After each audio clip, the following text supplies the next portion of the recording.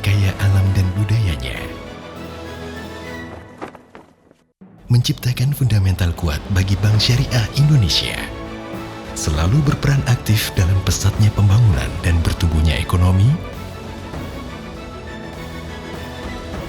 dengan berbagai inovasi produk dan layanannya yang ramah. Membangun Indonesia, membangun manusia. Bank Syariah Indonesia. Assalamualaikum warahmatullahi wabarakatuh. Bismillah, alhamdulillah, la hawla wa la quwwata illa billah. Allahumma salli ala sayyidina Muhammad wa ala alihi wa sahbihi ajma'in, amma ba'du. Kawan akurat yang dirahmati Allah Subhanahu wa taala, Islam adalah agama wahyu yang diturunkan oleh Allah Subhanahu wa taala kepada Nabi Muhammad sallallahu alaihi wasallam melalui malaikat Jibril. Wahyu itu nantinya akan menjadi Al-Qur'an yang dibukukan. Al-Qur'an di sini terbagi menjadi dua kategori, yang dimana Al-Qur'an menjadi pedoman bagi seluruh umat manusia di dunia. Dua kategori Al-Quran ini terbagi menjadi dua, yaitu adalah ayat-ayat Makkiyah atau ayat-ayat yang diturunkan di Mekah, dan juga ada ayat Madaniyah atau ayat-ayat yang diturunkan di Madinah. Ayat Makkiyah di situ fokus kepada ajaran tentang akidah, penguatan keyakinan, penguatan keimanan pada Allah Subhanahu wa taala, dengan meninggalkan seluruh sesembahan-sembahan seperti berhala dan sebagainya. Sementara di Madinah, ayat-ayat Madinah, di situ fokus Al-Quran mengajarkan kepada kita untuk bermuamalah atau berhubungan antar sesama manusia.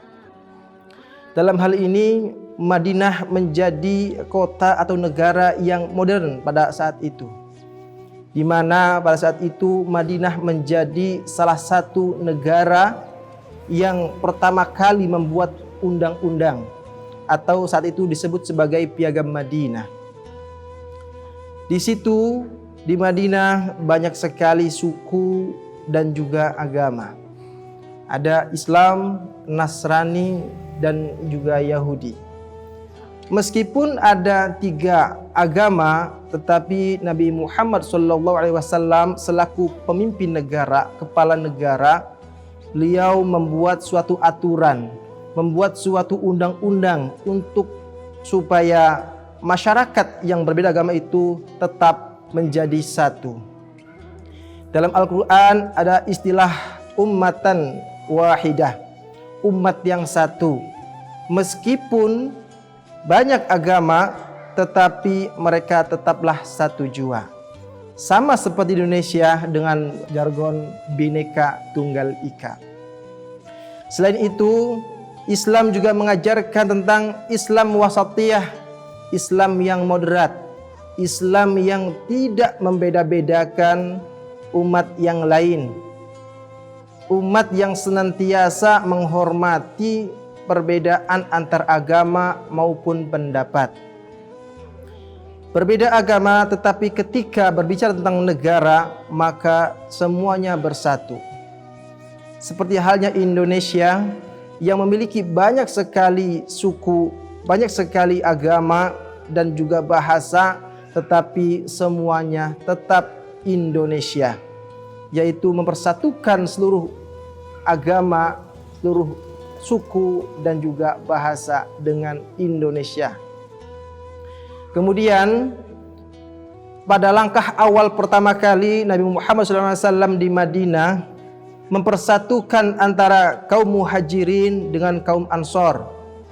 Kaum Muhajirin adalah kaum yang berhijrah dari Mekah ke Madinah, sementara kaum Ansor adalah kaum yang menerima kaum Muhajirin di Madinah.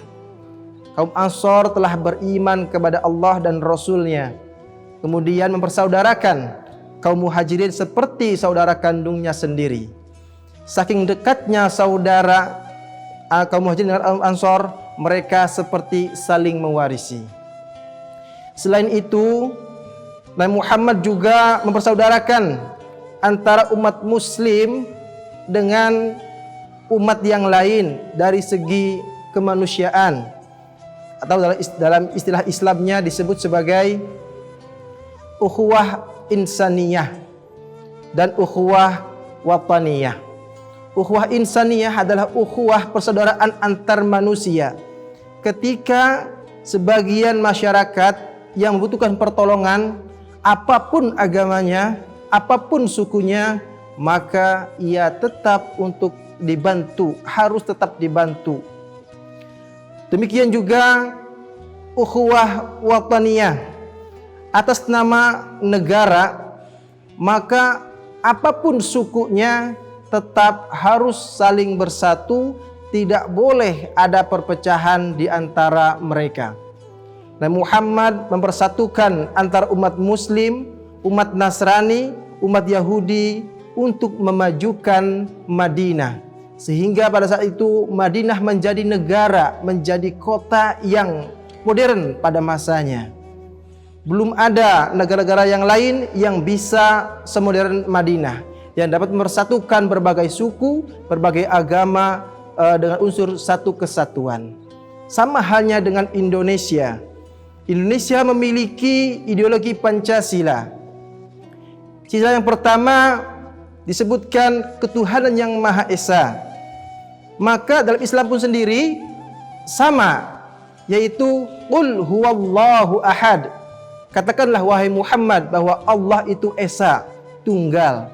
Maka dengan hal ini sila pertama sesuai dengan Al-Quran atau sudah Qurani atau Islami. Yang kedua, kemanusiaan yang beradab. Di sini menunjukkan bahwa Islam juga sangat menjunjung tinggi keadilan. Bahkan dalam Al-Quran dijelaskan bahwa kita tidak dilarang untuk berbuat adil kepada mereka non-muslim, orang-orang kafir yang tidak memerangi orang Islam. Mereka boleh kita jadikan sebagai teman hanya untuk sekedar ukhuwah insaniyah atau dasar kemanusiaan, atau ukhuwah wataniyah atas dasar negara atau berbangsa dan bernegara. Kemudian sila yang ketiga juga sama, yaitu persatuan Indonesia. Dikatakan Al-Quran bahwa kita adalah umat yang satu, tidak membedakan antara suku yang satu dengan yang lainnya, atau membedakan agama itu dengan yang lainnya. Ketika sudah menjadi satu, tinggalkan seluruh atribut agama dan juga atribut sukuan dalam bingkai negara Indonesia.